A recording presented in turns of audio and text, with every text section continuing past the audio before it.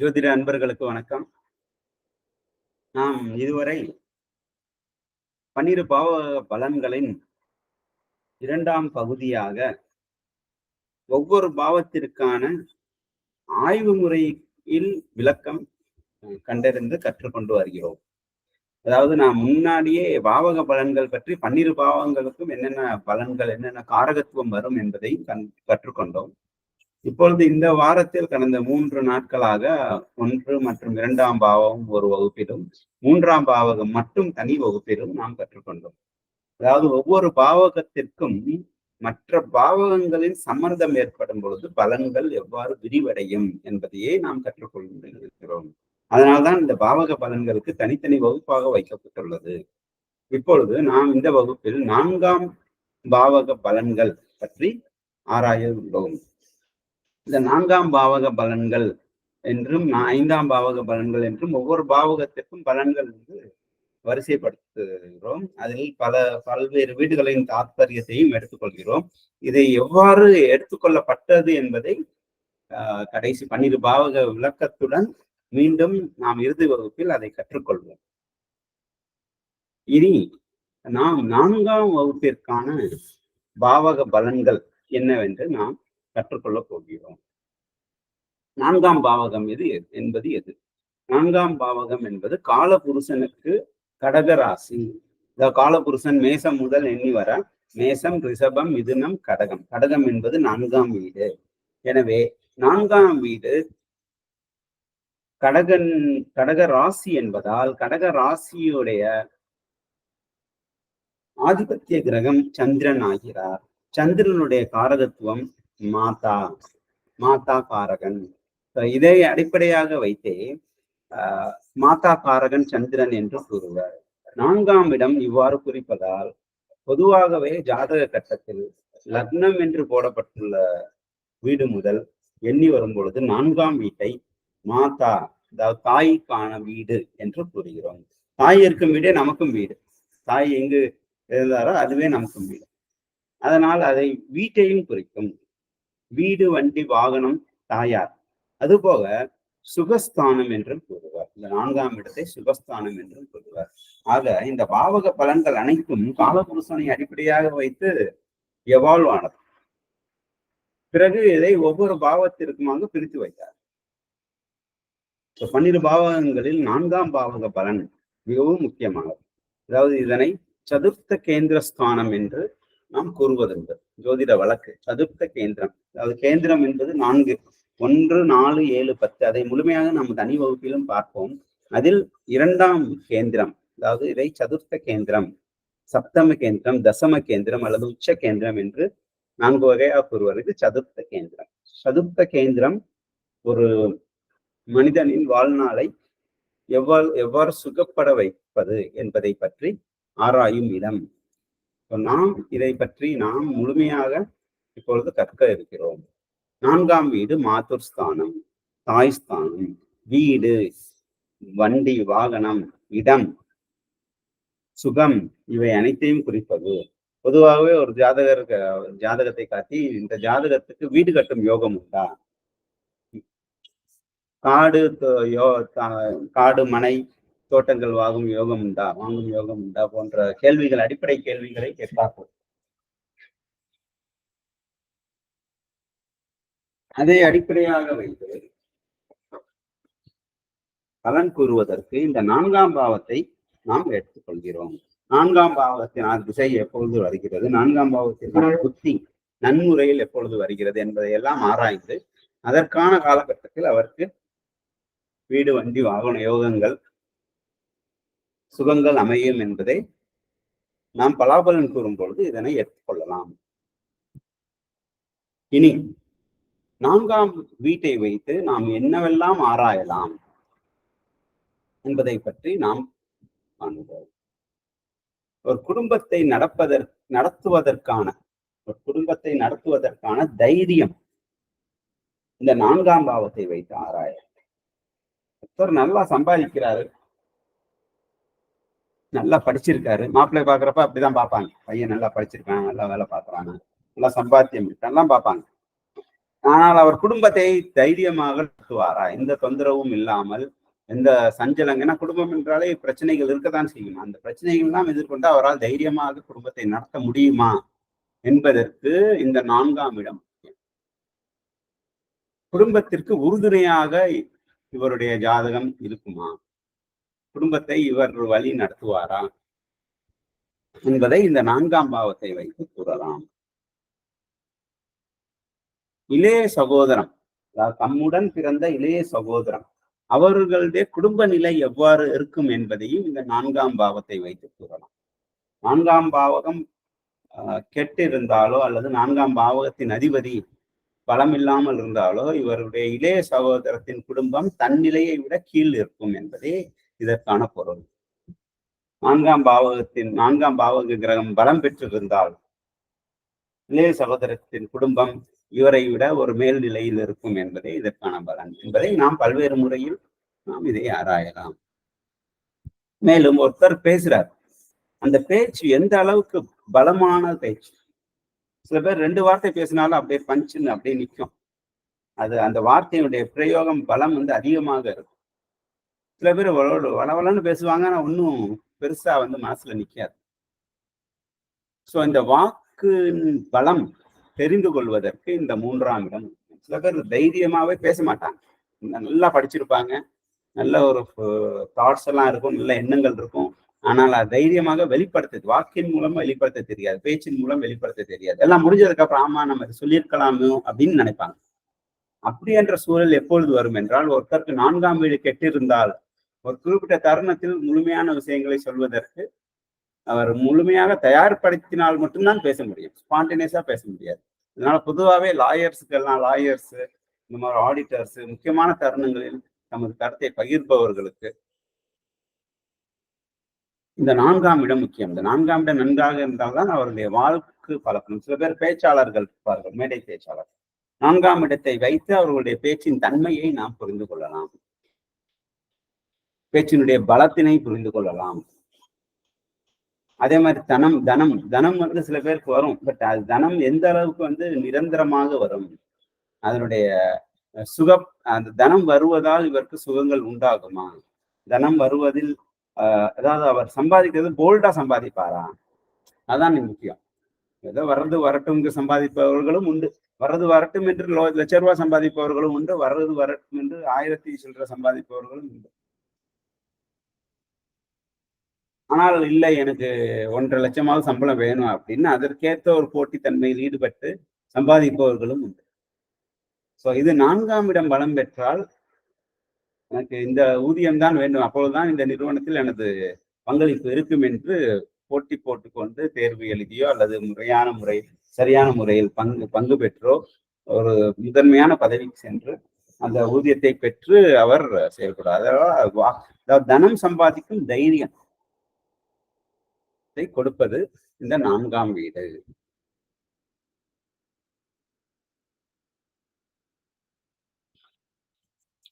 பிறகு நாம் பார்க்க இருப்பது புத்திரர்களுடைய செலவுகள் எந்த மாதிரியாக இருக்கும், புத்திரர்களுக்கான செலவுகள், புத்திரர்களுடைய செலவுகள் எந்த மாதிரி இருக்கும் என்பதை இந்த 4ஆம் இடத்தை வைத்து கூறலாம்.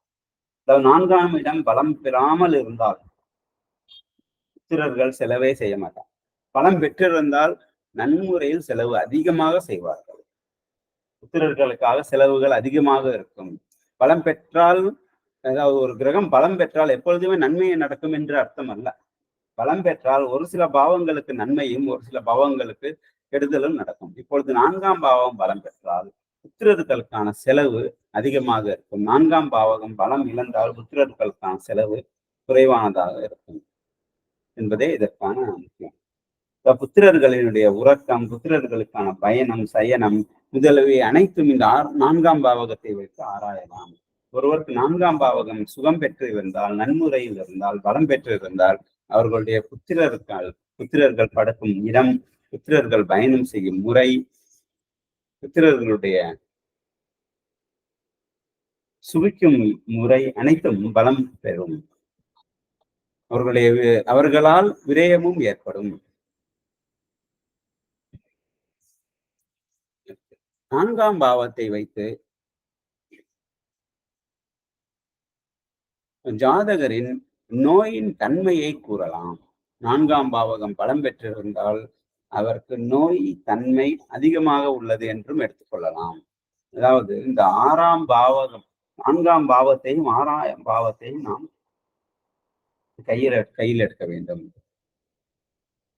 4ஆம் பாவகம் பலம் பெற்றிருந்தால் அவர் எங்க போய் கடன் கேட்டாலும் கிடைக்கும்.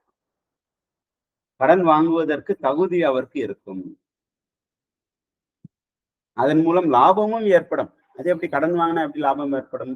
கடன் வாங்கி பிசினஸ்ல போட்டா வட்டி கட்டுறதை விட அதிகமான லாபங்கள் ஏற்பட்டு, வட்டியும் கட்டி, கடனையும் அடைத்து, திருப்பி மறுகடனையும் வாங்குவார். அல்லது அவர் வாங்கின கடன் தள்ளுபடி கூட ஆகலாம். அது கூட இல்ல பிசினஸே போடல, விவசாயத்துல போட்டா நஷ்டம் ஆயிடுச்சு அப்படின்னு சொல்லுவாங்க. சில நேரத்துல தள்ளுபடி ஆயிரும். அதனால இவருக்கு லாபம் வரும். 4ஆம் பாவகம் பலம் பெற்றால் இவருடைய எதிரிகளுக்கு இவரால் நன்மை. 4ஆம் பாவகம் பலம் பெற்றால் இவருடைய எதிரிகளுக்கு இவரால் நன்மை. 4ஆம் பாவகம் பலம் பெற்றால் இவருடைய வாழ்க்கை துணை நன்முறையில் பணியாற்றுபவராக இருப்பார். வேலை செய்யறவங்களா இருப்பாங்க. ஒய்ஃபாக இருந்தாங்கன்னா ஒய்ஃப் வந்து வேலைக்கு போறவங்களா இருப்பாங்க. அதுவும் சாதாரண வேலை நன்முறையில் பணியாற்றுபவர்களாக இருப்பார். நல்ல ஒரு அந்தஸ்தான வேலையில் இருப்பார். நன்கு சம்பாத்தியம் இருக்கும். நல்லா போல்டா இருப்பாங்க. அப்படியெல்லாம் இந்த 4ஆம் பாவத்தை வைத்து சொல்லலாம். 4ஆம் பாவகம் பலம் பெற்றால் அவருடைய வாழ்நாளை அவர் சுகமுற அனுபவிப்பார். அவருடைய ஆயுள் முழுவதும் சில பேர் சொல்லுவாங்க பெட்டுல நல்ல பஞ்சமெத்தை பெட்டுல ஏசி போட்டுட்டு இருந்தாரு. கடைசி வரைக்கும் அவர் நல்லா இருந்தாரு அப்படின்னு சொல்லுவாங்க. ஆயுள் முழுவதும் சுகம் பெறுவதற்கான பாக்கியம் இந்த 4ஆம் வீட்டால் அமையும். இந்த 4ஆம் வீட்டால் ஆயுள் சுகப்படும். ஆயுள் சுகப்படுவதற்கான பாக்கியம் கிடைக்கும். இந்த 4ஆம் வீட்டினால் அதிர்ஷ்டங்கள் கிடைக்கும். இவருடைய வாழ்நாளில் பூர்வ தம் குலத்தோன்றல்களால் அல்லது குலத்தில் பிறந்த முன்னோர்கள் செய்த நன்மைகள் அனைத்தும் இவரை வந்து சேரும். இந்த 4ஆம் பாவகம் பலம் பெற்றால், இந்த 4ஆம் பாவகம் பலம் இழந்தால் என்னதான் குலத்தில் பல்வேறு நன்மைகள் செய்திருந்தாலும் இந்த பிறவில் இவரால் அனுபவிக்க முடியாது அல்லது நன்மைகள் செய்திருக்க மாட்டார்கள். இந்த 4ஆம் பாவகத்தை வைத்து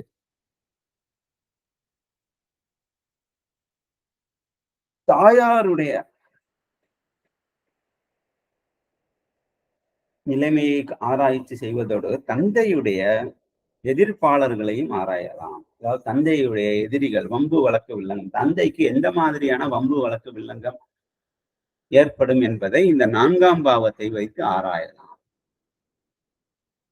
தந்தையாருக்கு என்ன மாதிரியான அதிர்ஷ்ட வாய்ப்புகள் கிடைக்கும் என்பதை இந்த 4ஆம் பாவத்தை வைத்து ஆராயலாம்.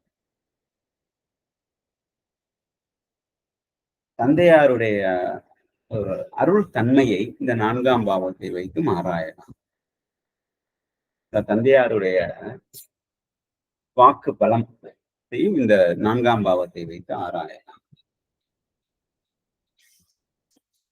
மேலும் இந்த 4ஆம் பாவகத்தை வைத்து தொழில் எந்த அளவுக்கு பலம் பெற்றுள்ளது என்பதை நாம் ஆராயலாம். ஜாதகருடைய தொழில், ஜாதகருடைய கர்மாக்கள் எந்த அளவுக்கு பலம் பெற்றுள்ளது.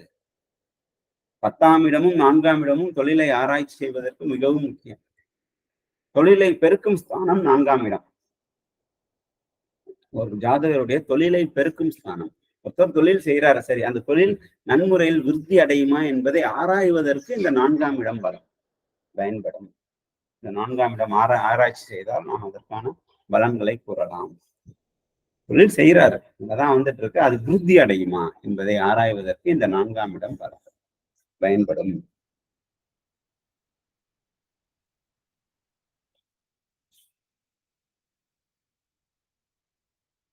அடுத்து இந்த 4ஆம் இடம் என்பது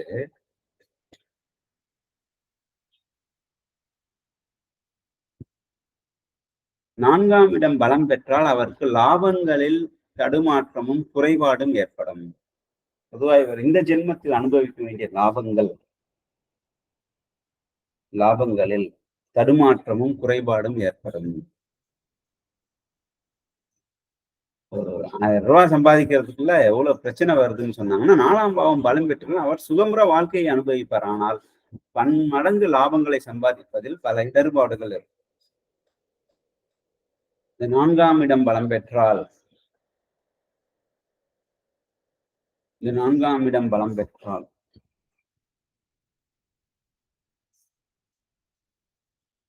பூர்வ புண்ணியத்துக்கான செலவுகள் அதிகமாக இருக்கும். பூர்வ புண்ணியத்துக்கான செலவுகள் அதிகமாக இருக்கும். அதாவது என்னவென்றால்,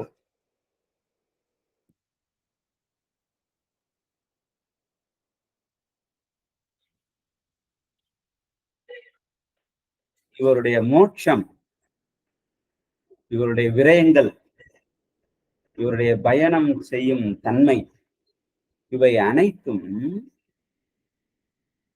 இந்த 4ஆம் இடத்தை வைத்து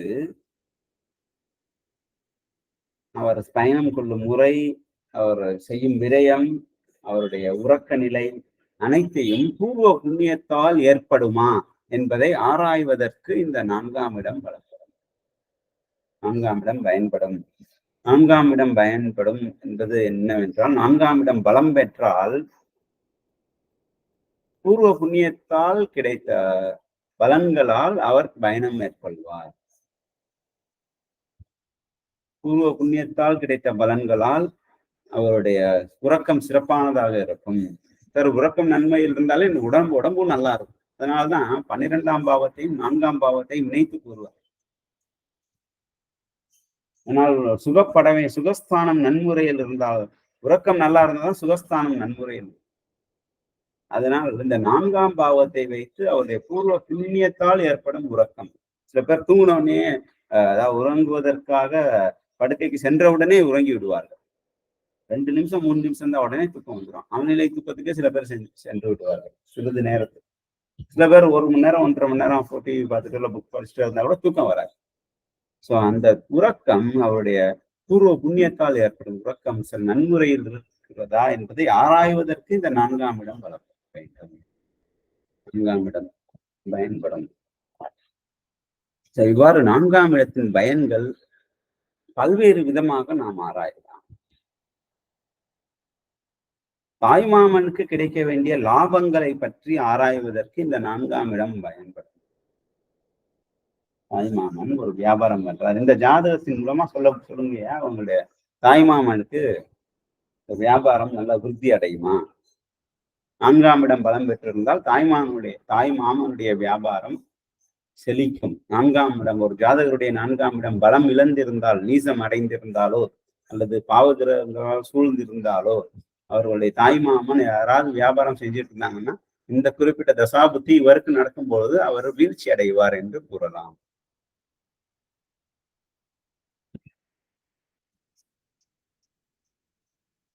இது நடந்தது, இது உண்மை. இவ்வாறு நாம் 4ஆம் பாவகத்தை வைத்து பன்முறையில் நாம் பலன்களை ஆராய வேண்டும் என்பதை கூறிக்கொண்டு நாம் அடுத்து இந்த வாரத்திற்கான தேர்வினை காணவிருக்கும். இந்த தேர்வு நாம் நன்முறையில் பதிவு செய்யுங்கள். இந்த தேர்வு இந்த வகுப்புக்கு அப்புறம் அப்படியே தொடரும். இந்த தேர்வு முடிஞ்சதுக்கு அப்புறம் பதிவுகளை நீங்கள் நோட்டில் எழுதி வைத்துக் கொள்ளுங்கள். நமக்கு வாட்ஸ்அப் குரூப்ல போடுங்க, அல்லது தனி பிரைவேட்டா கூட மெசேஜ் அனுப்புங்க. அதுக்கப்புறம் இந்த ரெக்கார்டிங்ல கமெண்ட் செக்ஷன் சண்டே தான் ரிலீஸ் ஆகும். சண்டே இல்லைன்னா மண்டே மார்னிங் நீங்க பாத்தீங்கன்னா ரிலீஸ் ஆயிருக்கும். அந்த இதுல நீங்க கமெண்ட்லயும் உங்க ஆன்சரை போடலாம். ஏன்னா அது பதிவாயிரும். நம்ம இந்த எவாலுவேஷன்ல கன்சால்டேஷன்ல அதை உபயோகம். ஒவ்வொரு தேர்வும் நீங்கள் எழுதுவது நாம் கவனித்துக் கொண்டு வருகிறோம். இது உங்களுடைய அறிவை சோதிப்பதற்காக நடத்தும் தேர்வு அல்ல. இது ஒரு ரிவிஷன், பெஸ்ட் ரிவிஷன் மெத்தட். அதனால உங்க இன்வால்மெண்டோட இந்த தேர்வை எழுதுங்க. நல்லா ரிவைஸ் பண்ணிக்கோங்க. 1-2 வாட்டி கூட பார்த்துக்கோங்க. அதை வைத்து நாம் தேர்வு எழுதுவோம் என்று குறிப்பிடுகிறோம்.